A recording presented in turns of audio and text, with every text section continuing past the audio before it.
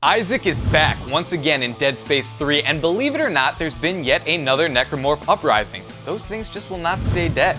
The game features a new weapon crafting system, and for the first time, a co-op mode that will allow friends to face the horror together. So, will the necromorph still scare you bad enough to need a change of pants, or is this a case of been there, dismembered that? Let's find out.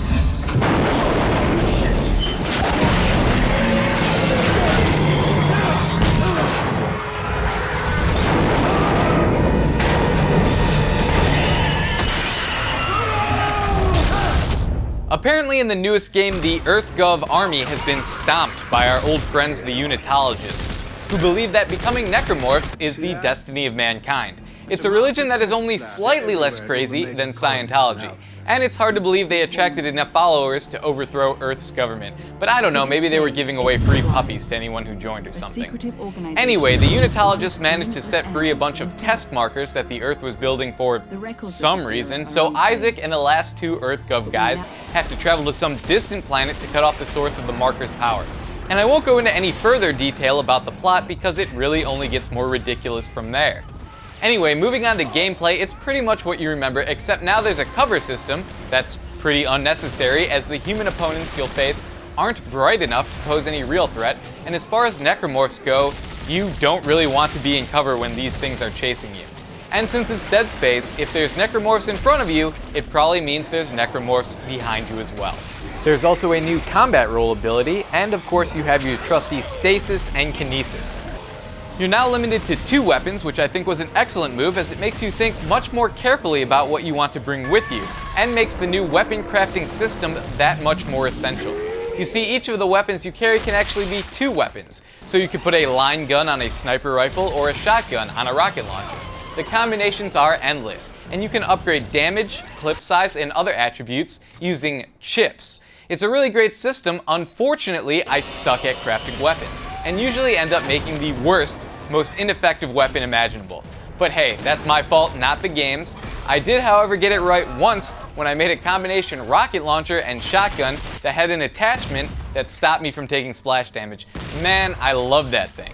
One of the things I really enjoyed about Dead Space 3 was the amount of exploring that the game allows. It's way less linear than previous games. There are sections where you can fly around destroyed spaceships, optional missions that take you into areas that you won't see at all if you just follow the regular storyline, and there are little hidden areas that are extremely rewarding to find. As far as the co-op campaign goes, it's okay.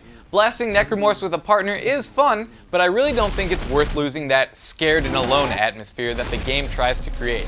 And I recommend playing through solo and saving the co-op for your second playthrough. Let's talk about atmosphere. Personally, I wasn't as creeped out by this game as Dead Space 2. There wasn't anything nearly as unnerving as the nursery section from the last game, and some of the scares feel a bit recycled. However, I did really enjoy going down to Ta Volantis, as it was a necessary change of pace from previous games, and the planet's harsh, unforgiving weather added to that feeling that everything was out to kill you. The graphics are stellar, and the sound design is just as awesome as the previous Dead Space games. Limbs come off with a sickening crunch, and the sound of necromorphs being crushed underfoot is extremely visceral. Now, as great as the game looked and sounded, there were a few rough edges. I did encounter a glitch or two, but nothing game-breaking, and there was one extremely hilarious one that I have to show you. It did happen during a cutscene, so I have to throw a spoiler warning on this. If you want to skip past it, go ahead and click here. I'll give you a second. Alright, now here's how the scene is supposed to look. Isaac tackles the bad guy and saves the day. Unfortunately, it didn't go so smoothly on my first run, as Isaac was blown in half during the cutscene. Awesomely though, his lower half still manages to make the tackle and also somehow sever this guy's arm. Personally, I think Isaac's lower half should get its own game. I'm impressed at how heroic it is despite not having any arms or a head. I could even see crossovers and maybe even a movie in the future.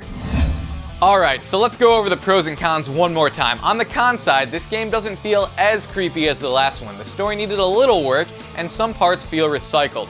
On the pro side, we've got the ability to explore more, weapon crafting, and excellent graphics and sound design.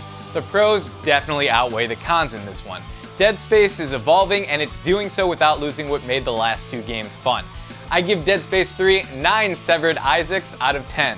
Thanks for watching, and be sure to tell us what you thought of the game in the comments below. We'll see you guys next time.